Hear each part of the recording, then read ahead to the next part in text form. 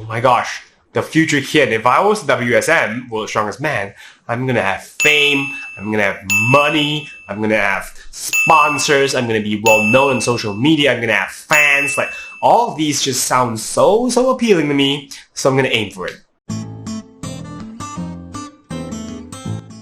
Hey guys, welcome to another episode of Psychology with Khian, where today we'll be talking about mental contrasting. Before we get to the content, be sure to check out FnK Concept on Shopee or Lazada for cool products at reasonable prices. I think the Lazada sounded really like a song, man. I could sing, you know?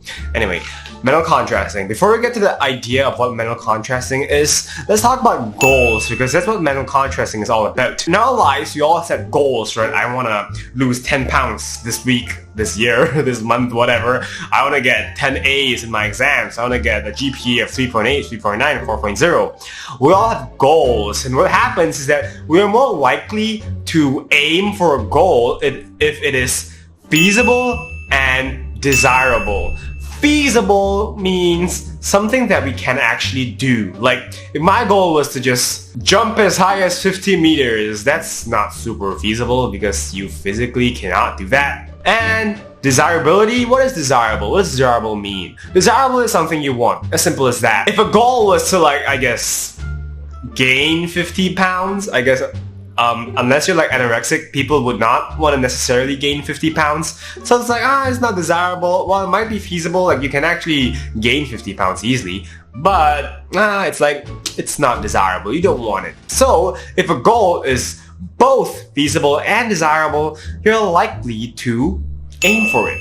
The problem with goals and goal setting, though, is that a large percentage of people are unable to attain their goal. And why is that? Or people also tend to aim for unrealistic goals, like might be desirable, but it's not necessarily feasible. And let's think about why people do that. Before I get to mental contrasting, let's get to this idea of indulgence. The idea of indulgence is a goal-setting technique, a regulation technique, where people look at their present self and look at their future self to determine whether or not they should aim for a goal.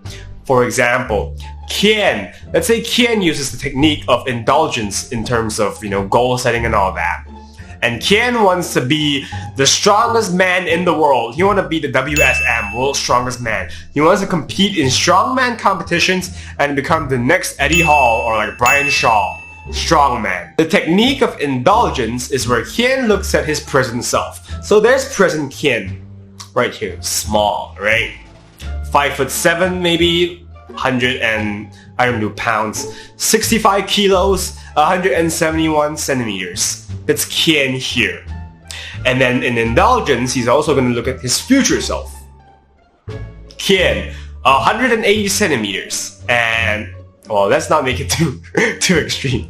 171 centimeters, maybe 200 kgs, becoming the world's strongest man.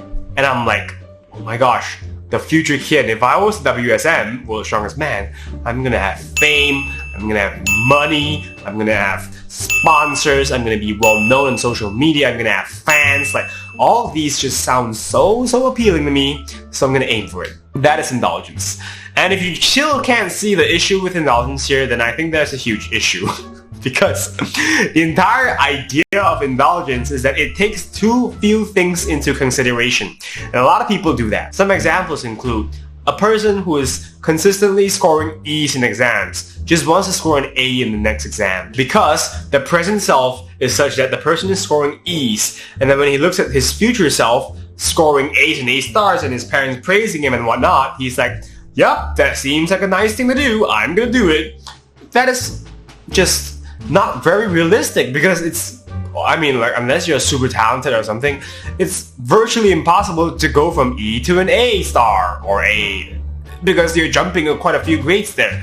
Not very realistic. And guess what? A lot of people who are unable to successfully reach their goals use the technique of indulgence, and it's not easy to see. I'm sure around you there are people who struggle to lose weight, struggle to do as well as they want to in exams. So I'd like to introduce to you an idea called mental contrasting, which is a technique, also a goal setting technique that is similar to indulgence except with some additions of, I guess, better qualities. And I'm not sitting around telling you that I can attain all the goals I want in the world and all that things like that. Like, I am only human, but I've read this and I'd like to share this with you guys.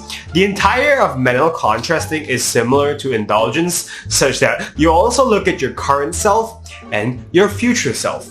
But you add one thing in the middle, and that thing in the middle is basically assessing every difficulty you're gonna face as you're attaining this future self goal.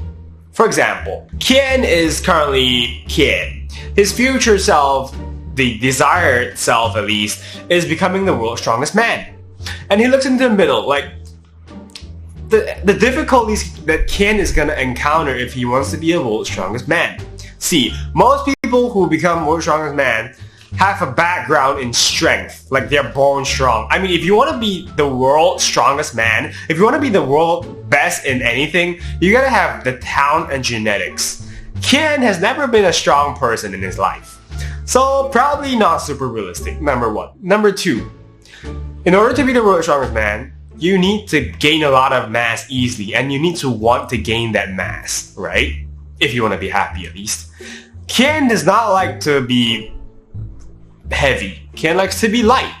Khian finds it pretty difficult to gain a lot of mass in a short amount of time, or Khian just finds it hard to gain a lot of mass anyway. Too. And then the more he considers, the more he's like, oh my gosh, these are a lot of difficulties that I have to face to reach my future self of wanting to become the world's strongest man. So I'm probably gonna ditch the idea. In contrast, let's say Khian wants to have visible abs. Current self, non-visible abs. Future self, Khian with visible abs. Difficulties he has to face. Khian has to diet a little bit harder. Khian is about 15% body fat right now. Maybe if he diets down to 12%, then maybe, the abs will be more visible. Khian needs to exercise more. Does Khian enjoy exercising? Yes, Khian enjoys exercising. But he's not exercising often enough and hard enough right now, so Khian has got to do that. Number 3, Khian needs to do more cardio. Khian does not enjoy doing cardio, it's a difficulty, but you know what? It's not an impossible thing to do. It's not impossible to bike, to jog, to play badminton, I guess, do any form of sports that involves a lot of cardiovascular activities. So you see, what mental contrasting does, it actually makes you pause, reflect upon your current self, and then look at whether or not it's actually physically, humanely possible to reach that future self. Because many a time, we tend to make decisions and set goals that are beyond ourselves. And what happens is that we waste a lot of time committing in these goals. You see, fellow friends, and oh my god, I feel like I'm delivering a speech now, fellow friends, what am I thinking? You see, I'm not saying that, you should not aim for goals if they're difficult, but at least you want to have a systematic plan of how you go about achieving that goal. If you have a goal and it's ambitious and idealistic, nothing wrong with that, more power to you. But you better have a plan, a game plan of how you're gonna go about achieving that goal. Otherwise, it's forever gonna be a goal. And mental contrasting makes sure that the goals, the ambitious, idealistic goals that you set for yourselves are actually realistic and feasible. So desirability is out of the equation right now. You don't have to think about desirability at this point. You gotta think about feasibility, realism. Is it humanely, physically possible for you to reach the goal? So again, mental contrasting does not stop you from aiming high. You can still aim high, but it allows you to reflect upon what you need to do to aim high, because many a time, the things that we aim very high are not impossible. Like high, you can't just want to touch the moon or something, right? So mental contrasting allows you to carefully evaluate what you can and cannot do. And that's going to make sure you save a lot of time, because the last thing you want is commit a bunch of time into something and then realizing that it's actually impossible for you to achieve it. You're not going to feel very happy that way. And if, because of mental contrasting, you just, give up on all the goals, then you probably either are unable to reach those goals anyway, or you do not want those goals bad enough.